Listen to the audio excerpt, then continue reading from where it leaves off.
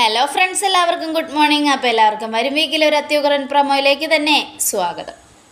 അങ്ങനെ അജാസ് ഓരോരോ കാര്യങ്ങൾ ആലോചിക്കുകയാണ്. ഈശ്വര, ഞാൻ എത്രത്തോളം അവർണികയിൽ നിന്നും അങ്ങ് അകന്നു പോകാമെന്ന് കരുതിയാലും ഇതിപ്പോൾ ഇങ്ങനെയൊക്കെയാണല്ലോ സംഭവിക്കുന്നത്.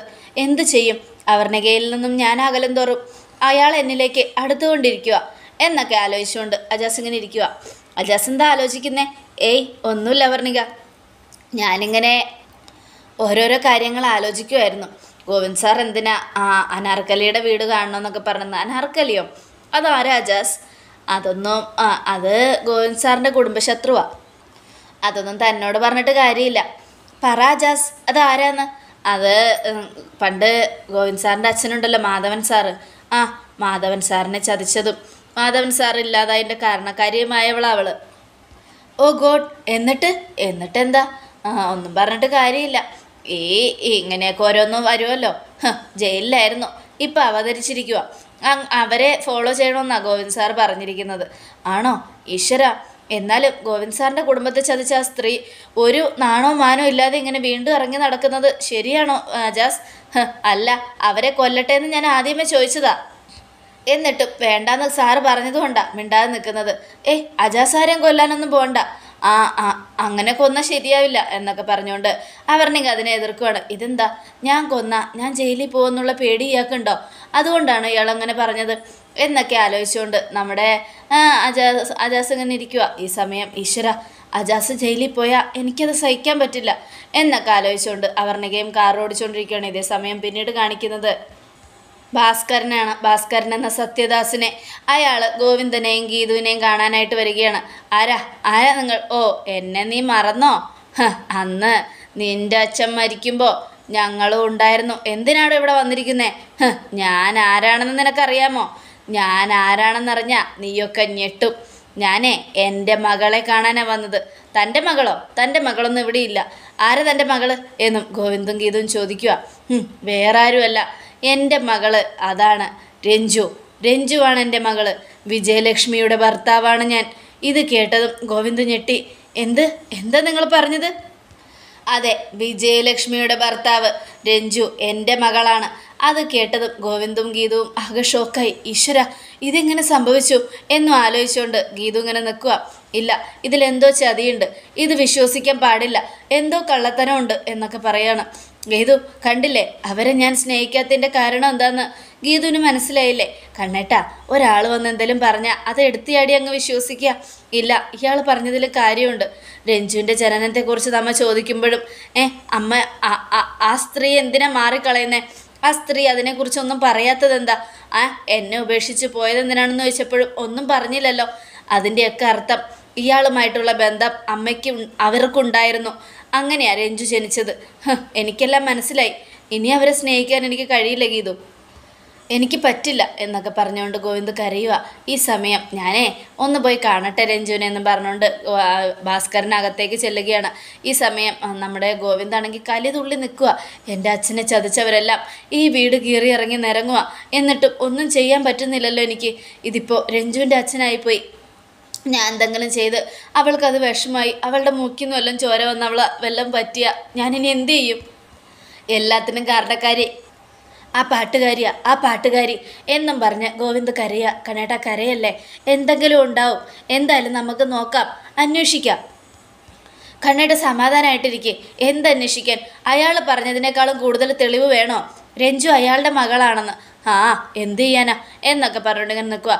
ഭാസ്കരനെ കണ്ടതും രാധികയും ഞെട്ടലോടുകൂടെ രാധിക നോക്കുക. താൻ എന്താ ഇവിടെ? ഞാനെന്തിനാ ഇവിടെ വന്നേന്ന് നിങ്ങളോട് ഞാൻ പറയണോ രാധികയെ? നിങ്ങളെയൊക്കെ ഒരു പാഠം പഠിപ്പിക്കാൻ തന്നെയാണ് ഞാൻ ഇങ്ങോട്ട് വന്നിരിക്കുന്നത്. അതുകൊണ്ട് തന്നെ നീയൊക്കെ ഇനി എൻ്റെ മുൻപിൽ തല കുനിച്ച് നിൽക്കണം, മനസ്സിലായോ? ഭാസ്കര, ഇപ്പം ഒന്നും ഇവിടെ നിന്ന് സംസാരിക്കണ്ട. ഗോവിന്ദ് അകത്തുണ്ട്. അവനകത്തല്ല, പുറത്താണ് ഉള്ളത്. അവനെ ഞാൻ കണ്ടു. അവനെ കണ്ടേച്ച് തന്നെയാണ് ഞാൻ ഇങ്ങോട്ട് വന്നത് എന്നും പറയണം. അത് കേട്ടതും നമ്മുടെ രാധികാമ്മ ഞെട്ടി. ഈശ്വര, താനിപ്പോൾ ഇങ്ങോട്ട് വരുന്നത് എന്തിനാ? ആദ്യം അനാർക്കലി, അവളുടെ പിന്നാലെ താൻ. എന്താടോ ഇത്? ഇത്രയും നാളും നിങ്ങൾക്ക് കൂട്ടുനിന്നതിന് നിങ്ങൾ കോടികൾ ചെലവാക്കിയേ പറ്റൂ രാധികയെ. അതിനു വേണ്ടി തന്നെയാണ് ഈ ഭാസ്കരൻ്റെ വരവും. അത് കേട്ടതും എന്തിനാ ഞാനിപ്പോൾ തനിക്ക് പൈസ തരുന്നേ? അനാർക്കലി തന്നെ എന്നെ ശല്യം ചെയ്തുകൊണ്ടിരിക്കുക, കാശ് വേണമെന്നും പറഞ്ഞ്. അപ്പം ഗീതു അത് ശ്രദ്ധിക്കുക. അതെ, രഞ്ജു രാധികാമ്മയുടെയും ഇയാളുടെയും സംസാരം കണ്ടിട്ട് ഇവർ തമ്മിൽ കുറേ വർഷം മുമ്പുള്ള ബന്ധമാണെന്ന് തോന്നുന്നല്ലോ. പുതിയതായിട്ട് കാണുന്ന ഒരാളാണെങ്കിൽ ഇത്രയും അടുത്തുനിന്ന് സംസാരിക്കില്ല. എന്തോ ഉണ്ട്, എല്ലാം അറിഞ്ഞേ പറ്റൂ എന്നും പറഞ്ഞുകൊണ്ട് നമ്മുടെ ഗീതു മറഞ്ഞു നിൽക്കുക. ഈ സമയം അതെ ഭാസ്കര, താനിപ്പോൾ ഇങ്ങോട്ട് വന്നത് ശരിയായില്ല. ഞാൻ സമാധാനത്തിൽ ജീവിച്ചുകൊണ്ടിരിക്കുക. ആ സമയത്ത് അനാർക്കലി വന്ന് കയറിയത്. ഇതിപ്പോൾ അനാർക്കലിയുടെ പിന്നാലെ താനും. അനാർക്കലിയും ഞാനും ഒക്കെ ഒരേ റൂട്ടിലൂടെ സഞ്ചരിക്കുന്നവരാ. ഞങ്ങൾക്ക് സങ്കടം ഉണ്ടായാലേ മുമ്പിൽ നിൽക്കുന്നത് സ്വന്തമാണെന്ന് പോലും നോക്കില്ല, വെട്ടി വീഴ്ത്തും. അതാണ് ഈ സത്യദാസിൻ്റെ പുതിയ രീതി. സത്യദാസോ? അതെ, ഞാൻ എനിക്കിട്ട പേരാ, ഭാസ്കരൻ എന്ന് മാറ്റി സത്യദാസ് എന്ന്. സത്യം മാത്രമേ പറയൂ ഇനി ഞാൻ. അതുകൊണ്ട് മര്യാദയ്ക്ക് ഞാൻ പറഞ്ഞ പണം തന്നില്ലെങ്കിൽ രാധികാമ്മേ, നിങ്ങളുടെ മറ്റു 2 സഹോദരരുടെ കാര്യവും ഞാൻ പറയണോ? ഇവൻ്റെ മറ്റു 2 സഹോദരികളുടെ കാര്യം. ഇവൻ്റെ എന്തൊക്കെയാ ഭാസ്കര താനീ പറയുന്നേ? വേണ്ട രാധികാമ്മേ, വേറെ 2 മക്കളും കൂടെ നിങ്ങൾക്കുണ്ടെന്നറിയാം. അവർക്കൊക്കെ നിങ്ങളുടെ മുഖഛായയും ഉണ്ട്. അതുകൊണ്ട് കൂടുതലൊന്നും നിങ്ങൾ സംസാരിക്കണ്ട. ഞാനിങ്ങോട്ട് വന്നത് എന്തിനാണെന്നും ഞാൻ ആരെ കാണാൻ വന്നതാണെന്നും തെറ്റിദ്ധരിപ്പിച്ചിട്ടുണ്ട് മറ്റു 2 പേരെ. ഇനി എനിക്ക് അതിൻ്റെ ആവശ്യം ഉണ്ടാവരുത്. ഒരു കാര്യം ഞാൻ പറഞ്ഞേക്കാം, ഞാനിങ്ങോട്ട് വരാതിരിക്കണമെങ്കിൽ ഞാൻ ആഗ്രഹിച്ച പണം എനിക്ക് തരണം എന്നൊക്കെ പറയാം. അപ്പോൾ ഗീതു ഷോക്കാവുകയാണ്. രാധികാമ്മയെ പോലെ 2 ആൾക്കാർ വേറെ. അതുമല്ലാതെ ഇയാൾ കള്ളം പറഞ്ഞു. നമ്മളെ കാണാൻ വന്നിട്ട് രഞ്ജുവിനെ കാണാനാണെന്ന് പറഞ്ഞിട്ട് ഇയാൾ എന്തിനാ കള്ളം പറഞ്ഞ് അകത്ത് കയറി രാധികാമ്മയെ കാണുന്നത്? ഇല്ല, കണ്ണേട്ടന് ഇപ്പം ഇത് അറിയണ്ട. ഇതിൻ്റെ സത്യാവസ്ഥ എന്താണെന്ന് കണ്ടുപിടിക്കണം. ഇയാൾ എന്തിനാ അമ്മയുടെ ഭർത്താവാന്ന് പറഞ്ഞത്? വിജയലക്ഷ്മി അമ്മയുടെ ഭർത്താവല്ല ഇയാൾ, അതെനിക്കറിയാം. ഇയാൾ രാധികാമ്മയും തമ്മിൽ എന്തോ ബന്ധമുണ്ട്, അതെന്താണെന്ന് അറിഞ്ഞേ പറ്റൂ എന്നൊക്കെ ആലോചിച്ചുകൊണ്ട് ഗീതു ഇങ്ങനെ മറിഞ്ഞു തന്നെ കേൾക്കുക. ഭാസ്കര, താൻ ഇപ്പം പോ, താൻ വെറുതെ ഇങ്ങോട്ട് വരണ്ട. ഞാനിപ്പോൾ വന്നത് രഞ്ജുവിൻ്റെ അച്ഛനാണെന്നും പറഞ്ഞ, അതുകൊണ്ട് ഞാൻ അവളെ കണ്ടേച്ചങ്ങ് പോയിക്കോളാം. രഞ്ജുവിൻ്റെ അച്ഛനാണെന്ന് പറഞ്ഞോ? ഭാസ്കര, താൻ ഇപ്പോഴാ ഒരു നല്ല കാര്യം ചെയ്തത്. സന്തോഷമായി എന്നും പറഞ്ഞുകൊണ്ട് രാധിക ഒരുപാട് സന്തോഷിച്ചു. വേണ്ട രാധികയെ, നീ സന്തോഷിക്കണ്ട, നിൻ്റെ സന്തോഷമൊക്കെ കെട്ടടങ്ങും.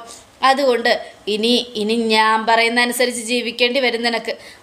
എന്തായാലും രഞ്ജുവിനൊന്ന് കാണട്ടെ എന്നും പറഞ്ഞുകൊണ്ട് നമ്മുടെ ഭാസ്കർ നേരെ രഞ്ജുവിൻ്റെ അടുത്തേക്ക് ചെല്ലുക. രഞ്ജു, എന്തൊക്കെയുണ്ട് വിശേഷം എന്ന് ചോദിക്കുക. ആരാ നിങ്ങൾ?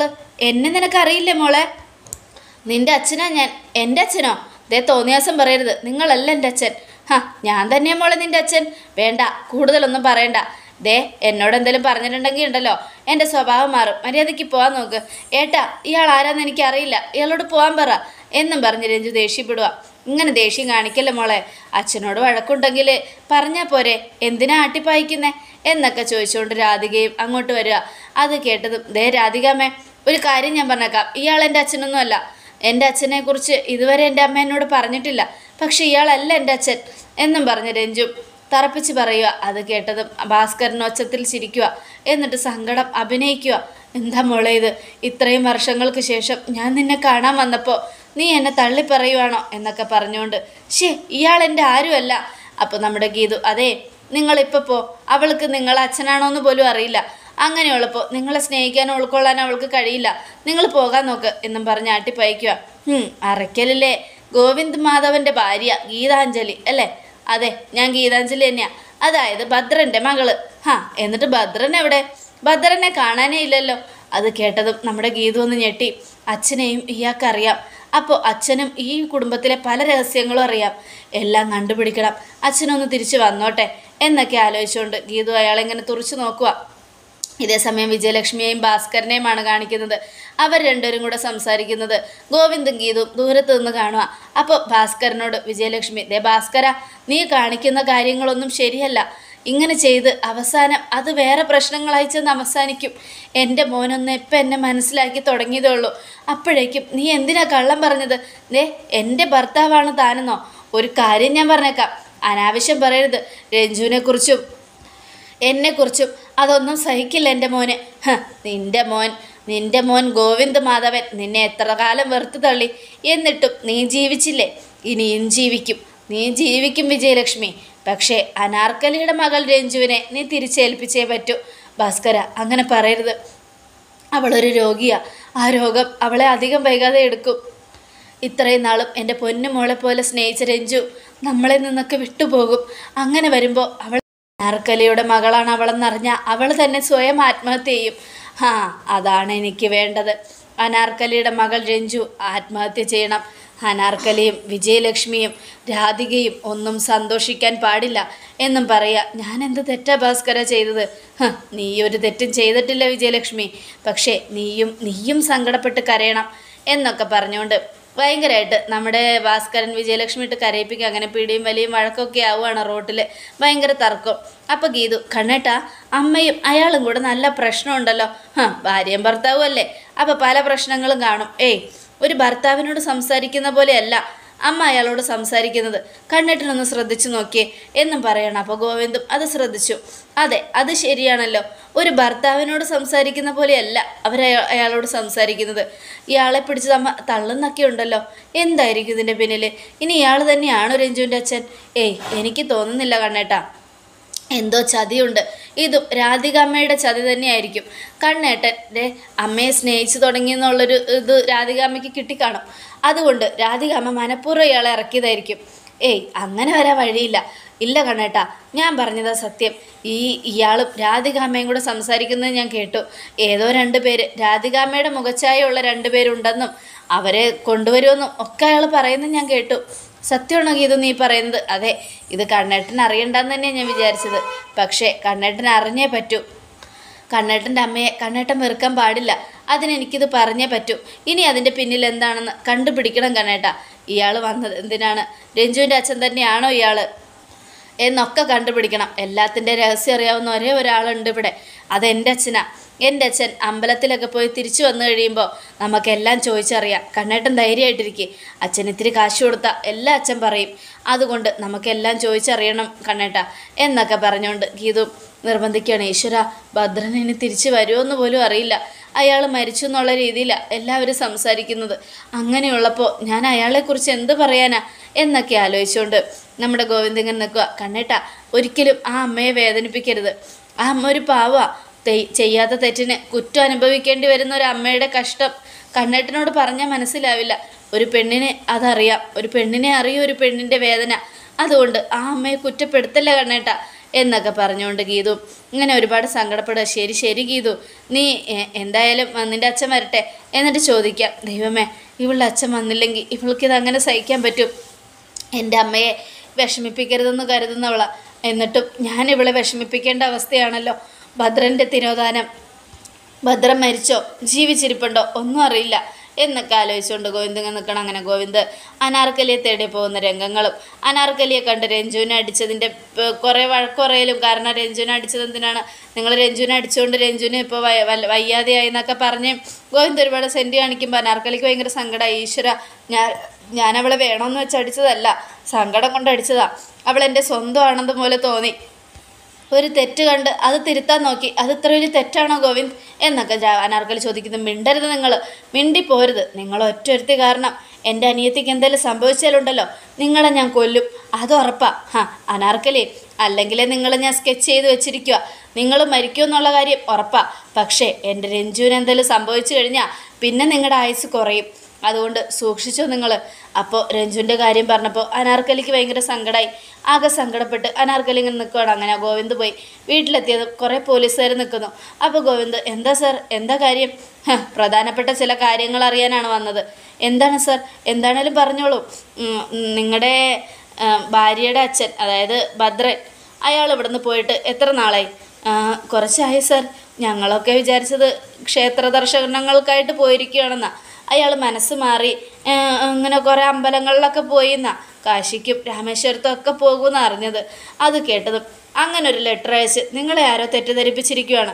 സത്യം പറഞ്ഞാൽ ഈ ഭദ്രൻ്റെ തിരോധാനം അവരുടെ കുടുംബത്തിലുള്ളൊരു കേസ് തന്നു. അത് തിരിച്ച് പിൻവലിക്കുകയും ചെയ്തു. പക്ഷെ ഞങ്ങൾക്കിത് അങ്ങനെ ക്ലോസ് ചെയ്യാൻ പറ്റുന്ന കേസല്ല. ഭദ്രനെ പറ്റി ചില കാര്യങ്ങളും കിട്ടിയിട്ടുണ്ട്, ഇൻഫർമേഷൻ. അതായത് ഭദ്രൻ ഇതുവരെ കാശിക്കോ രാമേശ്വരത്തേക്കോ പോയിട്ടില്ല. ഒരു ട്രെയിനിൽ നിന്ന് പോലും ഭദ്രൻ എന്ന പേരുള്ള ഒരാളുടെ ലിസ്റ്റ് കിട്ടിയിട്ടുമില്ല. അങ്ങനെയുള്ളപ്പോൾ ഭദ്രൻ എവിടെ? ഭദ്രനെ നിങ്ങൾ എന്ത് ചെയ്തു എന്നൊക്കെ.